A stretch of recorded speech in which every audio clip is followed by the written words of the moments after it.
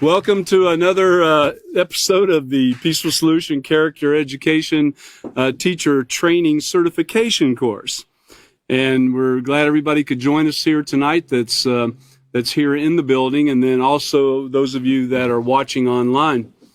For those of you online, I'd like to remind you, if you've been here before, you could go to the top, if you're on Facebook, go to the top right-hand corner, and you should be able to there should be a drop down. You should be able to, look at the books that we're studying out of at this time, possibly even print the pages if you like, all kinds of options available for you. Okay, so we'll be continuing on, if I could get the overhead for just a moment. We'll be continuing on in the self-control unit right there. That's what it looks like. And stop sign, we'll talk about that a little more as we go on. We've already introduced it at one time. But this is the foundation of a great moral character. You've got to have self-control to actually put any of the rest of it together. But they all work synergistically. You got to have the character. You got to acceptance, respect, responsibility, all these things. But self-control, you've got to have it to even be able to begin in the program. And if you think about it, everybody practices a little bit of self-control each and every day. Whether you're practicing self-control consistently, and whether you're controlling yourself for proper conduct rather than improper conduct, we all know how to practice self-control to some degree. We're just digging deeper into it and looking at the benefits of practicing self-control while keeping some set rules. And these rules, they're rules to live by, rules that guide us, rules that everybody can agree on, no matter where they're from, no matter what religion they are, no matter what nationality, whether they're currently within our borders or outside our borders or what have you. So I'd like you to keep that in mind, that this is a complete program that everybody can agree with. Simple things like we teach that you should not go and trespass on your neighbor's property and go break his window or take his lawnmower or what have you. And I think all of us could agree that we don't want to go home one day and find out that, our house has been trespassed upon and our lawnmower's gone and our dogs, someone let our dog loose or whatever. We don't want those things to occur. And so these are some of the simple basics of what we teach. So tonight, Catan left off on page 42 in the last lesson. And we're getting towards the end of this particular chapter, chapter 2. And so we're going to do a little quick review to bring us to where we are now, a very quick review. And then we'll start up. We'll be actually turning to lesson plan 2 on page E, lesson plan 2, page E, here in a moment. So what I'd like to do first is go all the way back to lesson plan 2, page A, and we'd like to look at the note to the teacher. The title of this chapter is called Controlling Your Emotions to Your Advantage. And you get that? We want to control our emotions to our advantage, advantageous to us and everybody around us. So understanding the range of human emotions and how to place them in their proper perspective will be the main focus of this lesson. You get that? The main focus. That's what we're looking to do. Understanding the emotions, how to place them in their proper perspective, how to use them. That's what we want to do. If you drop down a little bit, if you have the book, concepts covered in this lesson are what emotions are and the role they play in our lives. We need to know what emotions are and, what some of them consist of. The effect of emotions on both our physical and mental health. Yep. It does have an effect on us drastically on our mental and physical health. The consequences of impulsive actions, And then all emotions, whether positive or negative, must be controlled. And then how to apply the STOP acronym to control emotions, which you saw on the front cover of the book, the stop sign. And again, we'll get into talking a little bit more about that. But on page 29, actually, if you on page 29, I have a note there that I just wanted to read. Knowledge comes from learning this set of rules, and that knowledge, having the knowledge of that set of rules to live by, is actually a power, and we can actually give our students, we can transfer this power to them by teaching them and them understanding what's taking place. It is power. How we use that power is extremely important, because we have to also control our emotions. And emotions inform us of our likes, our dislikes, and our needs. They also help us communicate with others and allow us to enjoy life's experiences. I mean, can you imagine? Life would be extremely dull and boring without emotions. We've got to have them. Otherwise, we'd all be walking around like robots. I mean, it would be ridiculous, you know. You wouldn't really be able to get your point across. Remember, emotions help us to communicate, just like it says, because you can come up to somebody and you can really tell if they're sad, even if they're trying to hide it. You know, you can tell that they're sad, or if they're really joyful, you're going to notice that too. And that's just a couple of the emotions that are kind of easy to spot for most people. But let's continue on. And on the next page, on 30, it says, what are emotions? And emotions are strong physical and mental responses triggered. Remember that word, trigger. And the previous teachers really did focus a lot on this part. But they are strong physical and mental responses triggered by what we experience, okay? What we experience, what we're going through. And these triggers, you know, I use, you know, it's not like that anymore, I might add, but I'll share with you what used to occur is one of the triggers that I knew mostly for myself was when I got on the phone with AT&T. I already knew, you know, the first thing would be the recording, then having to go through all the different steps to get where you want to go. And so before I even got to that point, I already had it set in my mind what a negative experience it was going to be for me. And so that was a trigger for me to, you know, hit that anger phase. And, you know, way in the past, I remember some times when, you know, I was a little out of control. I did not keep all of it into perspective, you know. In the big picture of everything going on in the world today, my phone call with AT&T was nothing to be so alarmed about. It was just a little drop in the bucket. And so once you learn how to put these things into perspective, then you can start dealing with them properly, you know. So a trigger is something that starts that process, though. And emotions are triggered by what we hear, see, smell, taste, touch, and think. All of these things. And this is going on around you each and every day. Of course, on the next page, we have some defining negative emotions. Then you've got positive emotions on the next page. And going on over, I'm going to move on over here a little bit. Page 40. On page 40, emotions can be confusing. And this is what's important to remember as we get into this last part of this chapter. Although there will be some situations where you clearly know what you're feeling, there's also going to be experiences that will evoke mixed feelings. You know, you've got to kind of figure it out. You know, what am I feeling here? You know, not only can your emotions be mixed, but they can also quickly change.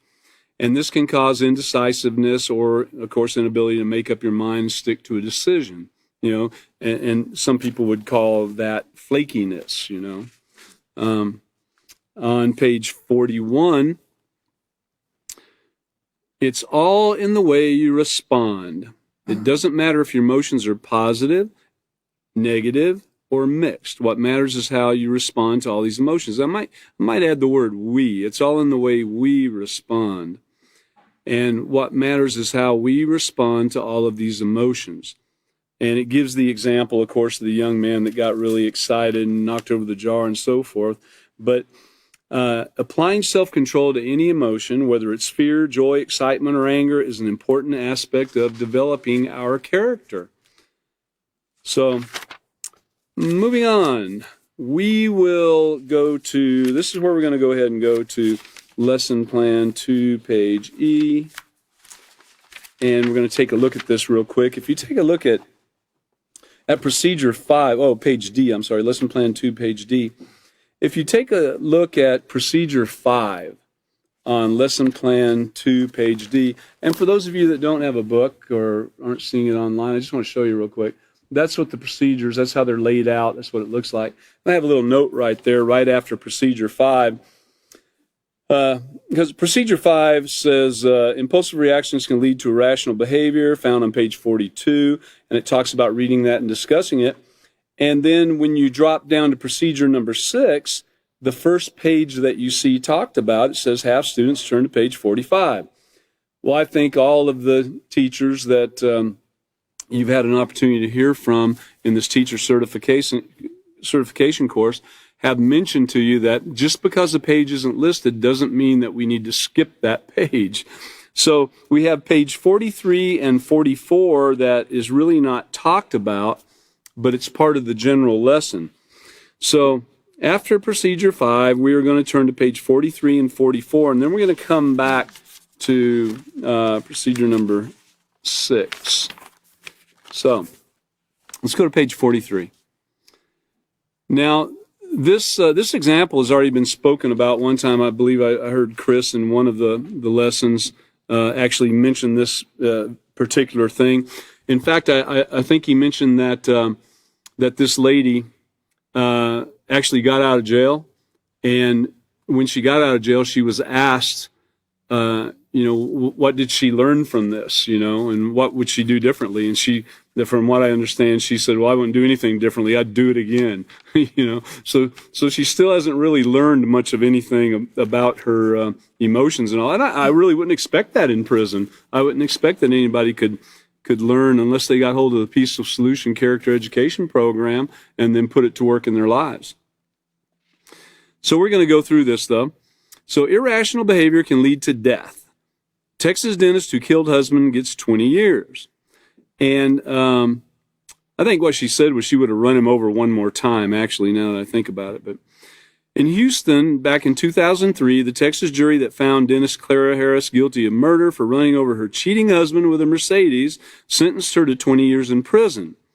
On Friday, bringing her tale of love gone sour to a close on her 11th wedding anniversary. Harris could have been sentenced to prison for up to 99 years, but the jury found that she had acted in sudden passion, which under Texas law put the maximum at 20 years. And there are several states that have a similar type exemption, I guess you'd say, to the sentencing or to the law under the guise of, passion, sudden passion. So actually giving them an excuse for not practicing self-control, for having impulsive, irresponsible behavior.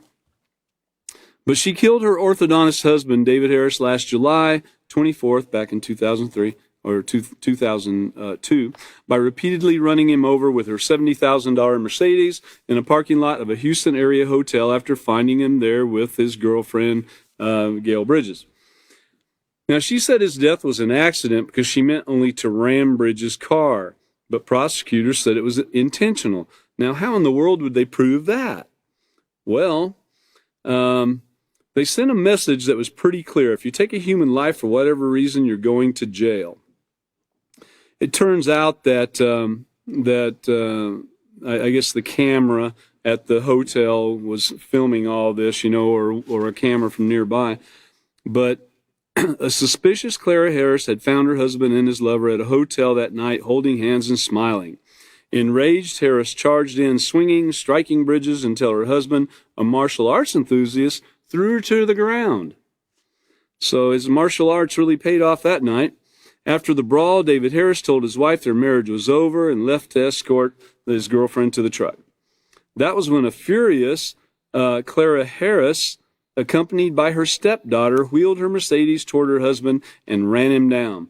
So she's actually got her stepdaughter in the car with her, running over her husband. Oh, here it is. A grainy video by the private investigator hired by Clara Harris to shadow her husband. Actually, the very one that she hired on her behalf ended up having this evidence against her, but showed her circling around the parking lot several times in what prosecutors said was an intentional attack to run him over repeatedly. And it would be hard to say any different than that. I mean, showing her going around in circles, running him over, just, amazingly cackling or something, and unbelievable behavior. So, it's interesting, though, how common it is for irrational behavior to spring up like that, for people to just go totally bonkers in doing something over some little thing. Now, that wasn't quite a little thing. That was a serious deal, especially on their anniversary and everything. That was pretty cold there, but that also shows something else too, that the martial arts, learning to fight isn't always going to help you too. So it oftentimes makes things worse, which I'm sure it did in this situation too. But on page 44, think about it. Of course, we can only speculate, but what might have been some of the negative thoughts that went through Clara Harris's mind? And of course, on their anniversary, who knows what all she was thinking, but part of it was probably, there's no way he's getting by with this. I'm fixing to get even here. How could he embarrass me like this? Look at all these people, and what am I going to tell my friends or whatever? And we would want to identify some of the emotions that these negative thoughts triggered. Notice it's talking about the thoughts. Remember, thoughts will actually, you've got thoughts, and then you've got feelings, and then you have actions, and you have rewards or consequences. So identify some of the emotions that these negative thoughts triggered. The jealousy, these feelings, these emotions, jealousy, humiliation, rage, resentment. These are just a few of the things that was probably going through her mind that she was not handling properly, and she let it keep on growing until the rage came out, Would you describe her behavior as impulsive? Well, I think we all could look at that and say, it was definitely, she acted on her emotions right there on the spot without giving it proper consideration. So it was impulse. It was impulsive to do what she did. What were the consequences of her actions? Well, we can see that, of course, she committed the murder. Her stepdaughter witnessed the death of her father right there while she was running over. I mean, that was pretty cold right there. She had to be sitting there screaming and carrying on too, and not thinking at all about no care and concern being shown for other people, not her husband, obviously, but also not her stepdaughter either. To witness something like that. Think of what her life must be like if she has not learned how to get those images out of her head and how to forgive, and her life is probably miserable too. And of course, she got jail out of it too. But how could using self-control have changed the outcome of this event? Well, obviously, they could have talked about it and worked things out somehow, and whichever way it went. And, the man would still be alive. The daughter's life wouldn't be ruined, and no telling how many other people too. But also then the woman herself, Clara Harris, she wouldn't have done the time in jail and would probably have had a more productive life also. So that's a pretty strong reaction for what took place. I've got a few more. I remembered one in particular that just kind of stood out in my mind one time. I think I've got it right here.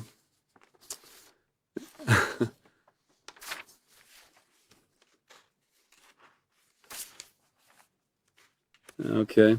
There's two in particular that stood out. The first one was, this isn't quite the same one, but it in the Daily Mail news, it talks of Terry Ball of Athens, Georgia, was arrested over a domestic incident in which he got mad because someone ate his pork chop.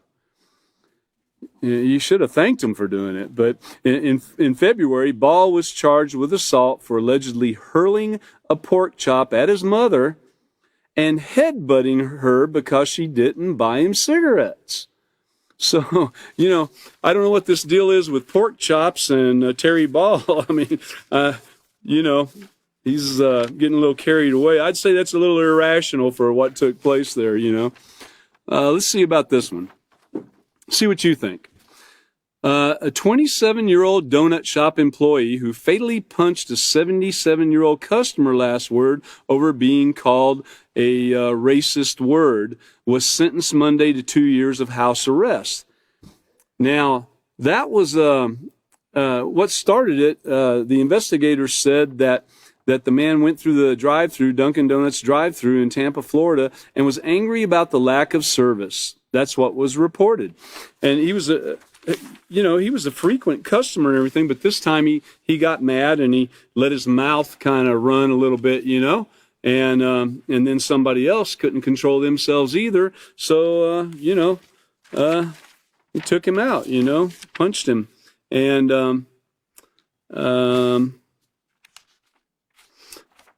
like I said, I didn't have the rest of it here, but I think the man died. The 77-year-old man died, yeah. Yeah, he fatally punched him, yes. So he did die, the 77-year-old. So a 27-year-old employee punched a 77-year-old man. So right there we have, two cases right there of a little bit of a overreaction on not getting, proper service in his mind and overreacting and opening his mouth and showing disrespect. And then to punch a 77-year-old man, thinking you weren't going to do any real damage. I don't know. Or that kind of rage. It's just amazing. Here's another one. Now, we've all heard about road rage, possibly even been, involved in it, in the past. Hopefully we're not anymore. But here's an incident of road rage earlier this week in Baytown that cost a young woman and her 2-year-old son their lives.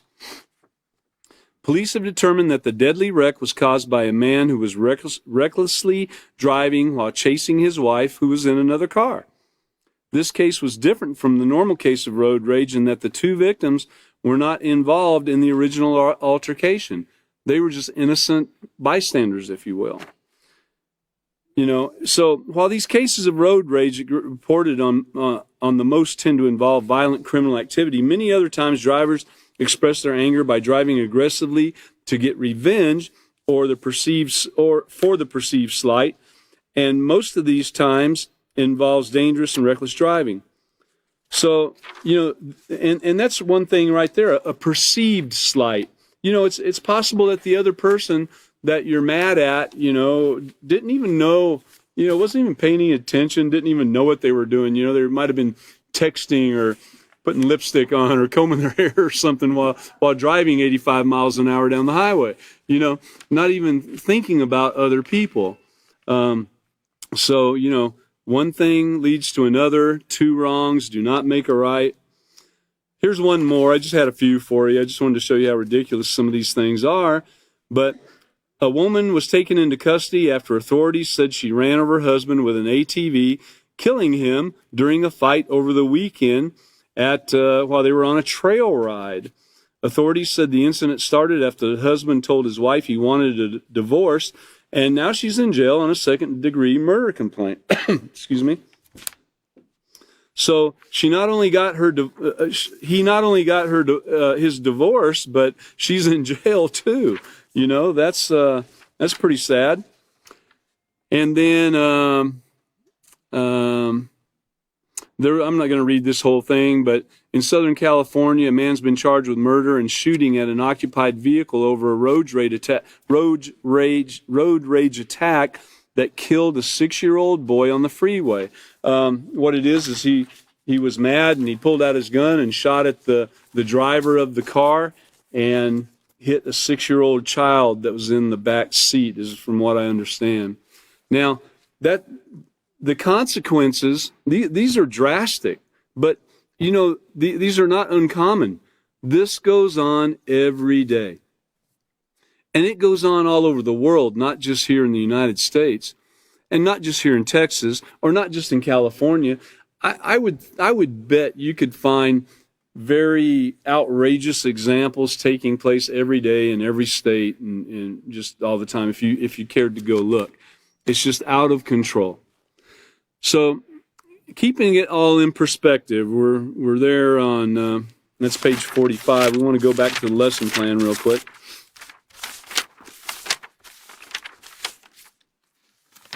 Okay, lesson plan 2, page D. So, an effective means of controlling our emotions in order to avoid acting impulsively is to learn to keep our emotions in perspective.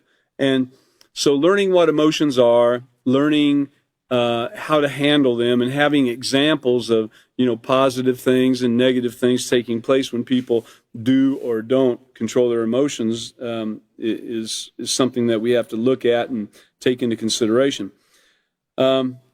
So we want to turn to page 45 to the section entitled Keeping It in Perspective, and we want to keep our experiences and emotions in perspective so we'll be able to make better choices that reflect the great moral character that we're learning. Now, this is something that through some of these examples, hopefully, we as teachers can help our students to see, these outrageous things, and everybody would agree that they're outrageous, but what have we done that is just about as outrageous? Or what have we done that is as outrageous where we didn't keep everything in perspective that turned out bad, but not that bad? Maybe someone didn't lose their life. Might be that someone, didn't get hit. Might be there was never even a punch thrown. But yet the verbal disrespect and arguing and fighting that takes place. So think back on our own lives, our own situations, and think about when we have and when we haven't kept everything in the proper perspective. In the course of life, did this thing that you just said to me that I'm really mad about, is it really going to change anything? Does it change whether the sun is going to come up tomorrow? Does it change whether we're going to go to work tomorrow or not? Does it change anything? Will it change how much you get paid or don't get paid? I mean, what will it change, Just keep it in proper perspective and then let it, roll off you like water on a duck's back. That's what you got to do. So let's go ahead and turn over to page 45 then. In our self-control unit. So keeping it in perspective, negative thoughts and strong emotions can cloud our ability to see things in perspective and increase the opportunity to act irrationally. Notice it says to increase the opportunity to act irrationally. So what you're being given here is an opportunity. You have an opportunity to act rationally or irrationally when something takes place and your emotions start cranking up a little bit, It's up to you. Don't turn down an opportunity. Don't turn down an opportunity for something great. An opportunity to do something right. Don't turn it down. Keep it in your mind. Keep it in your thoughts. So, let's read it again. Negative thoughts and strong emotions can cloud, they don't necessarily have to, our ability to see things in perspective and increase the opportunity to act irrationally. So to see a situation in perspective means to be able to view things in their proper order of importance without overreacting. Even though certain situations can trigger strong emotions, it's up to you to control how you respond.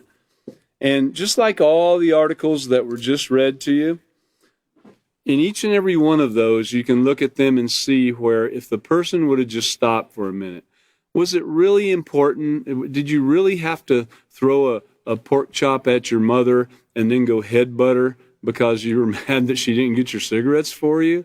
I mean, let's put it in proper perspective. How stupid is that? And did you really have to squeal out in your expensive car and run over your husband and come back around and do it again and again and again and again? Did that really fit what was taking place? That wasn't going to end your life. The husband,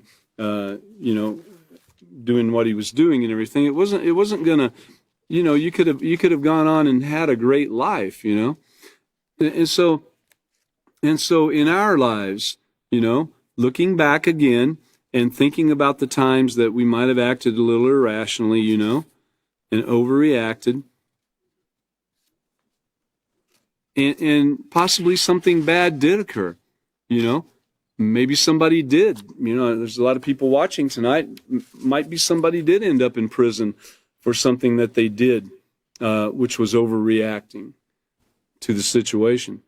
I know that in my dealings in prison and teaching the peaceful solution, as well as the other teachers that we've gone into many prisons, and I've really, unless somebody was just absolutely crazy, I've never had anybody tell me that they really are glad that they ended up there.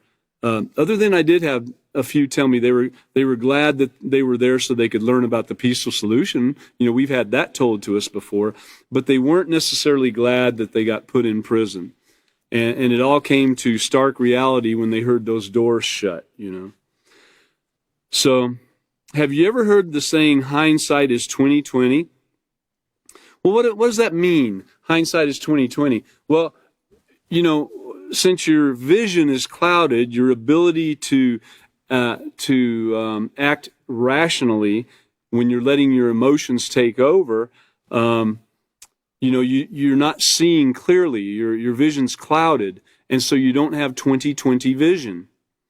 Whereas after something is done, after you've cooled down, right, you can sit back and look at it.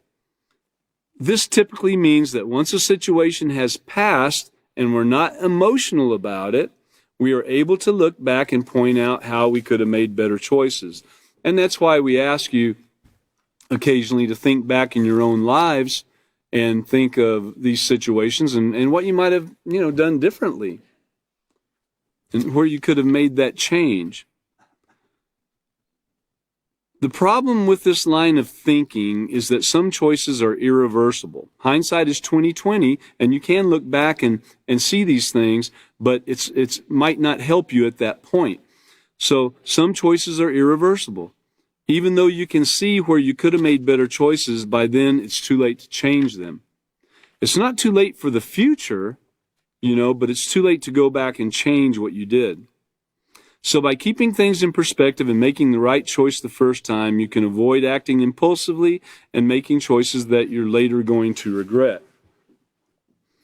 Let's go ahead and take a look at tips for keeping things in perspective.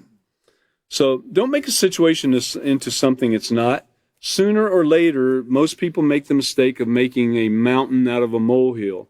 I don't know how many, there might be some younger people in this class that haven't heard that saying, but most of the older guys, I'm sure, have heard that before.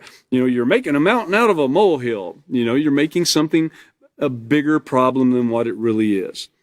When this occurs, there's a tendency to overreact, and you can avoid this by learning to see things for what they are. So all these things go together. Stop and ask yourself if you're responding appropriately, and if you find that you're overreacting, stop and apologize. And we'll talk more about that stop here in a moment.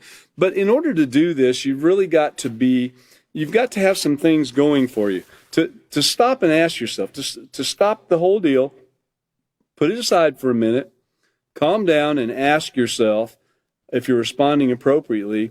That's not normal. People don't normally do that. Only people who have been taught properly do that. stopping and thinking about it. There's something that you have to have. Turn to page 14 in your character unit if you have it.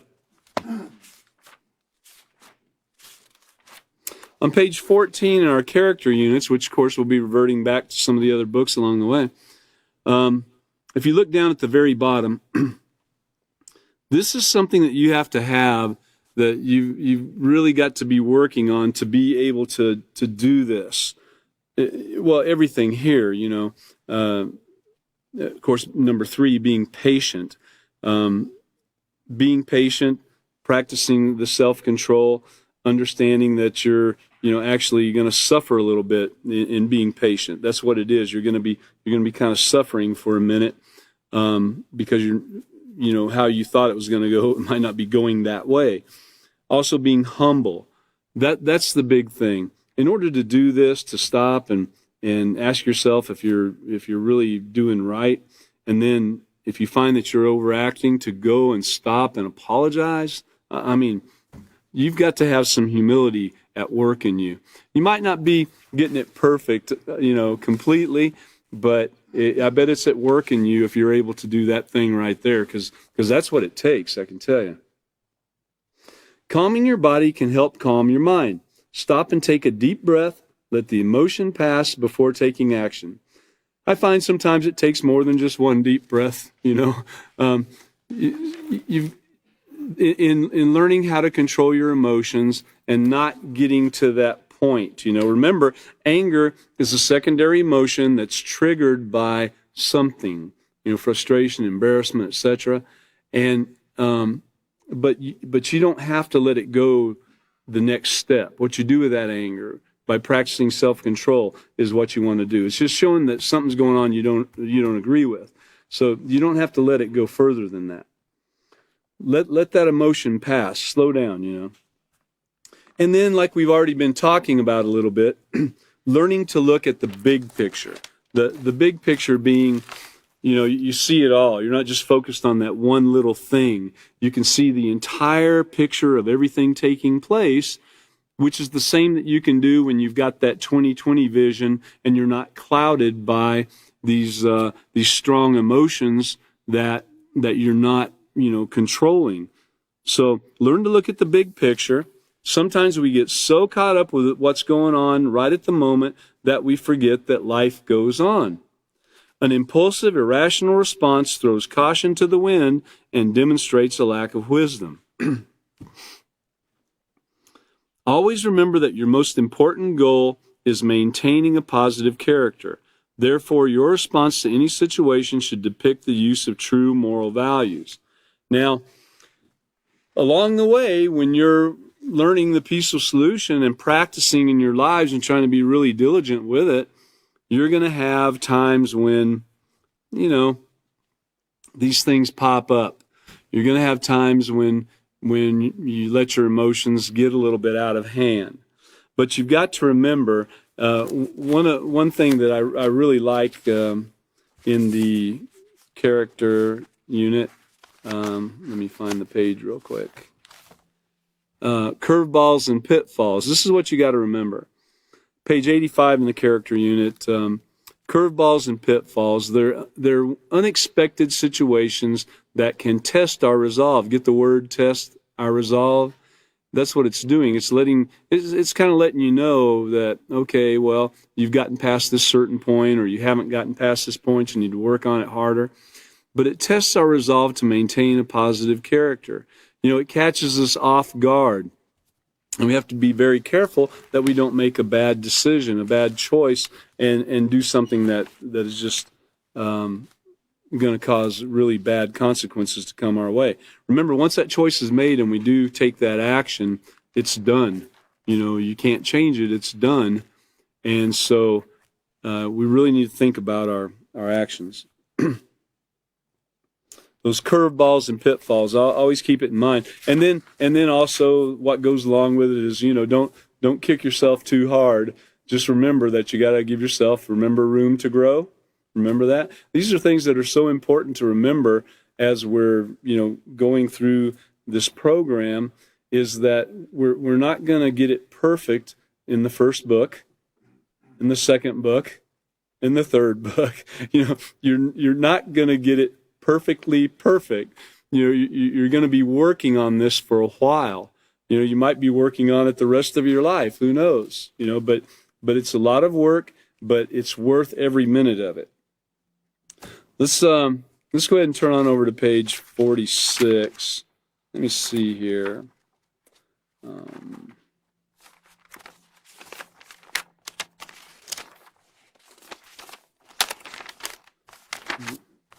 Go back to our lesson plan for a minute. And before we go to page 46, let's go back to lesson plan 2, page E. And we're going to go to procedure 7. And to follow along with the way the book was set up and to stay in line with, proper flow, it's important to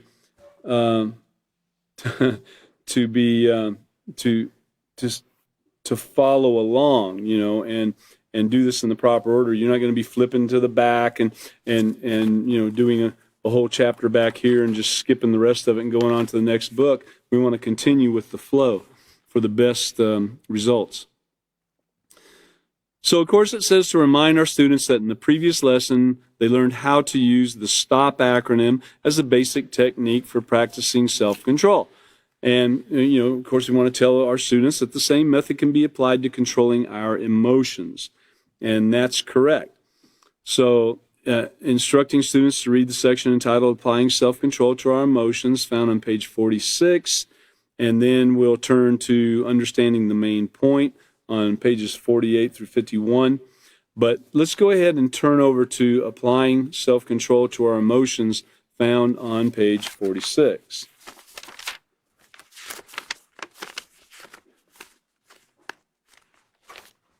All right.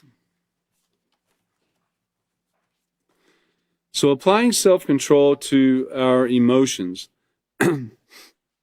Controlling your full range of emotions requires you to examine your thoughts and to evaluate what you are thinking and feeling. Then you need to respond in a way that is controlled, well-planned, and respectful regardless of how you feel. In the previous chapter, you learned about the STOP acronym. And we'll just hold it up one time right here. STOP acronym. Stop, think, options, proceed with the right choice. You remember that? Okay, get it in your head there for a minute. We'll talk about it again. Okay, so in the previous chapter, you learned about the STOP acronym. This same acronym can be applied to controlling your emotions in order to avoid irrational choices that could lead to regret. And to apply self-control to your emotions, follow these simple steps. All right, here's the simple steps again. You can get it where you can see it. Stop, think, options, proceed with the right choice. Okay, so we want to stop and identify what we're thinking and what we're feeling. Okay, we want to think about what actions our feelings could lead to. Excuse me. And remember that negative emotions can result in harm to yourself and others. Even positive emotions, if acted upon without careful thought, can result in consequences. And, similar to the example given us on the previous page, which is when the young man broke the vase. So ask yourself, am I observing this situation accurately? Am I allowing my emotions to cloud my judgments?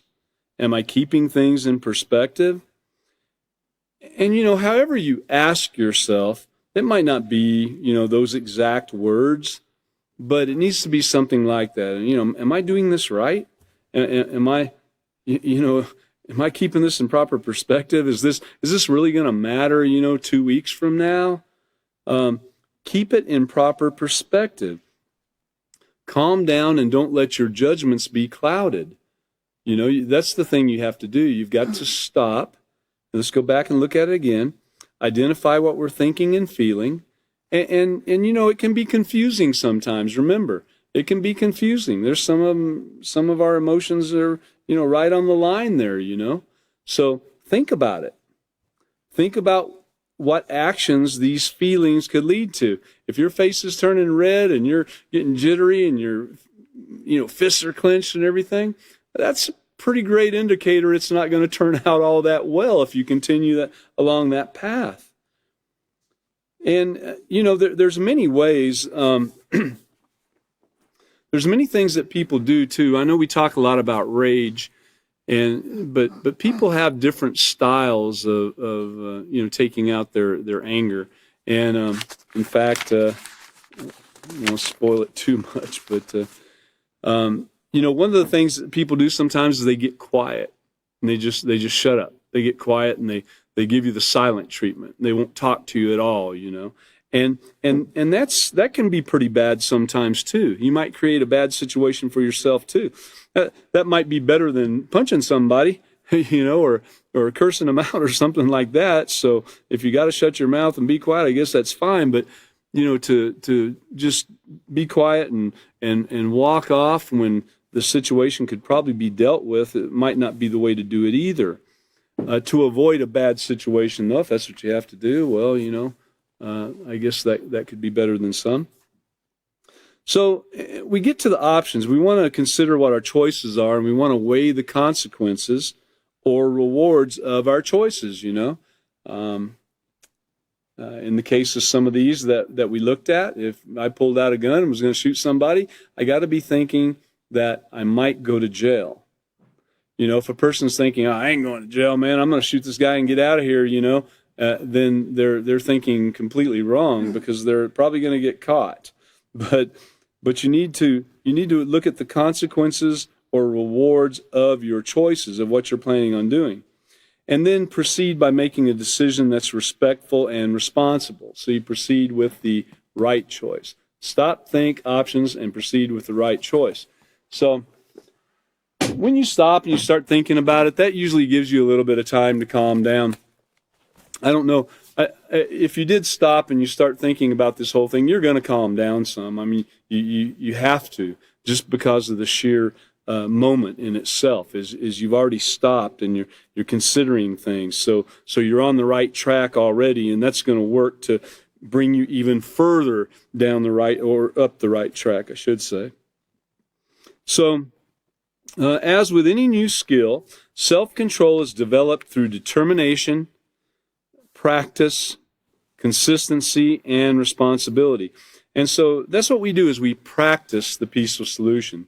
We're not going to get it right all the time, but we're practicing it. It is part of our life. It's our practice. Like a dentist has a practice. Well, he's already been to dental school, and he's already done his practice on a bunch of students and everything. So he's learned how to do it, and now he's got his practice. That's his job. It's what he does, and he's consistent and responsible. If you get a responsible dentist, for instance, which I'm sure most of them are. I'm not saying anything bad about dentists, don't get me wrong. But so we practice it, though. It's what we do. And we want to be consistent in that practice. More and more as we practice the peaceful solution, more and more we can be very consistent with the way we conduct ourselves and the way we respond and react to things. So keep in mind that emotions are powerful. Yeah, they're extremely powerful. That's what would lead somebody to go from driving down the road and minding their own business to pulling out a gun and pointing it at somebody and shooting them. I mean, they're powerful. They can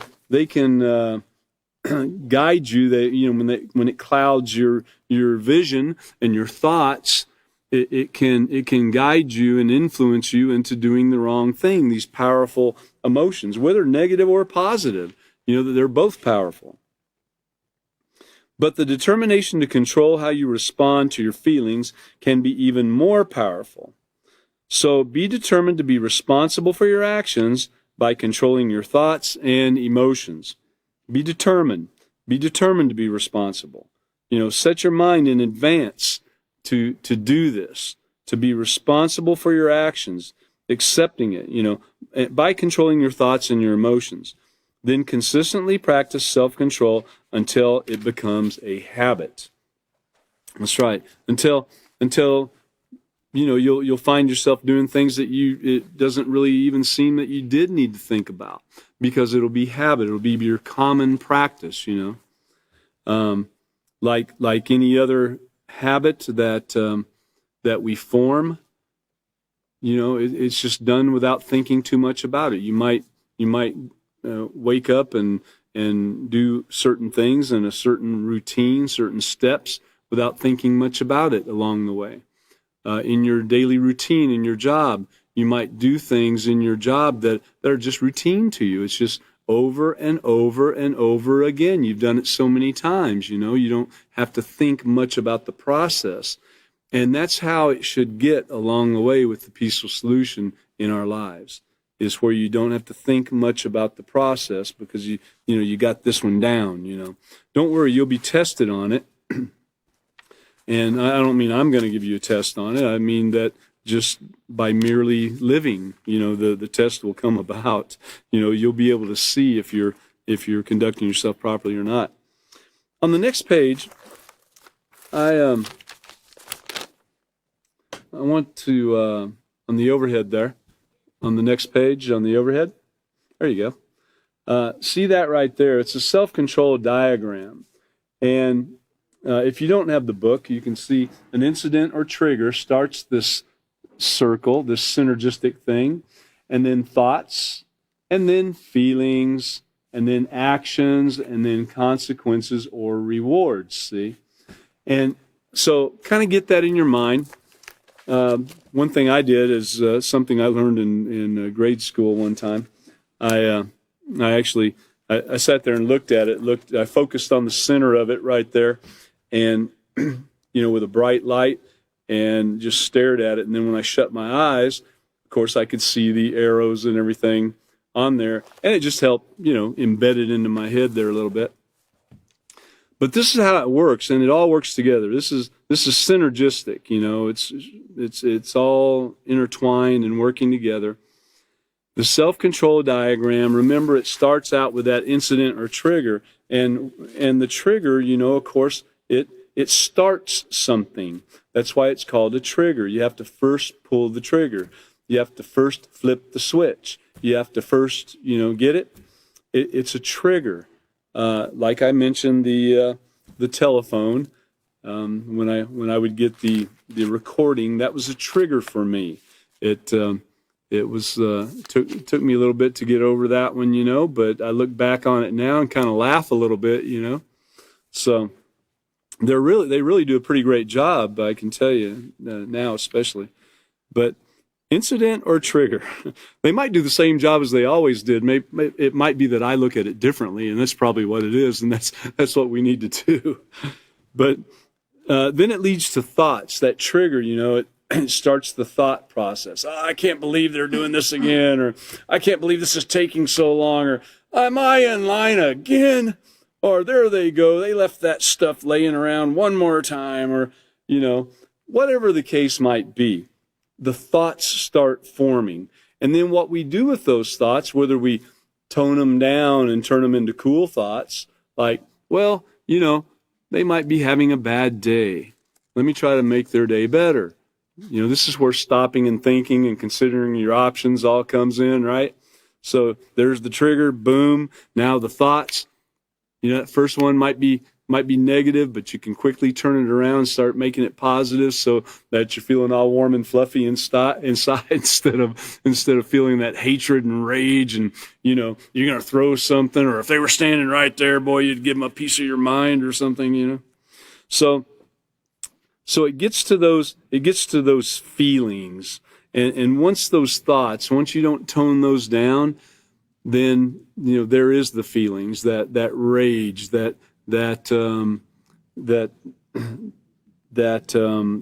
physical changes within your body that you can feel, and your mind going even further, thinking, well, this is what I'm going to do. I'm going to get them now. And then the actions. You make your decision. Once that trigger the switch is flipped and the thoughts are going through there, and then you let your feelings, your emotions get out of control, and then the actions that you take. You know, the pulling out the gun and shooting somebody, the running someone over in the car, the throwing the pork chop at somebody, the shooting somebody for taking your pork chop. You know, I mean, you should be giving them a reward, you know, for helping you out there. But this, these feelings, it can go the other way too.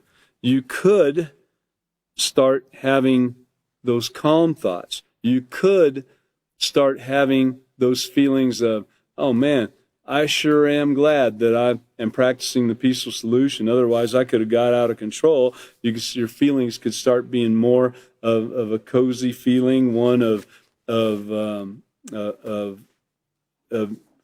appreciation for life in general, and also for the peaceful solution, and knowing that you're doing the right thing, you know, doing the honorable thing, and then the actions that come from it by actually, you know, being respectful to the other individuals involved or whatever the case might be. You know, some people get mad at their TV set, and there's a trigger, and they start having thoughts and feelings, and then their actions, they throw a hammer through it or something, you know, and then of course their consequences are, well, or it could be considered a reward, I guess, that the TV doesn't work anymore. So I guess that could be a consequence or a reward in itself, depending upon your situation. Anyway, I didn't get quite as far as what I had liked to. We're going to be starting up on page 48 in the next class, which will be this Wednesday at 5:30, and everybody's invited to attend. Again, we hope you all show up and that it turns out to be something useful in your life, as we hope this class and all of our classes have. That's on the 30th, actually, of this month, Wednesday on the 30th at 5:30 p.m. So we look forward to seeing everybody again. Thank you for being here.